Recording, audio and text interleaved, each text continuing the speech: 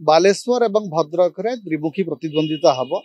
कांग्रेस वरिष्ठ मान टिकेट दिखाई विशेषकर श्रीकांत जेना और अनंत सेठी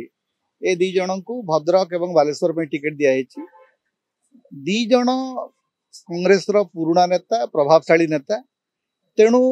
बालेश्वर और भद्रक रे त्रिमुखी प्रतिद्वंदिता हम अन्य सब जगार जो कहुचे द्विमुखी प्रतिद्वंदिता हम सीधा सड़क बीजेपी और बीजेडी भितर भद्रक और बालेश्वर अंततः सेटा हम ना भद्रक और बालेश्वर रे कांग्रेस प्रार्थी माने निर्णायक भूमिका नेबे या पूर्व जितोटी जाक निर्वाचन होती सबुथिरे जिते थर श्रीकांत जेना कंटेस्ट कर जीति थे किंतु अन्य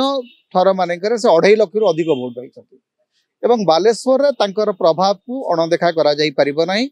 गत निर्वाचन रे श्रीकांत जेना न रहिबा फल रे सेठी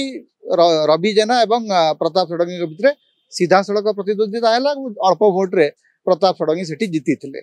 एथर प्रताप षडंगी लोकप्रियता ढेर कमी बीजेपी रो शक्ति बालेश्वर कमी तेणु सेठी हे तो एमती भी हो पारे जे बीजेडी एवं कांग्रेस भितर सेठी मुहामुही परिस्थिति सृष्टि हो पारे एवं एबे भी मुझे कहबी जेहेतु लेखाश्री सामंत सिंगार बीजेडी रो नुआ प्रार्थी बालेश्वर रे सेठी श्रीकांत जेनांकर गोटे बड़ एडभांटेज रही एवं रहिबो तेणु श्रीकांत जेना को सेठी आपण आदौ डिस्काउंट करि परिबे नहीं रादर कांग्रेस जदि गोटे सीट ओडिशा रे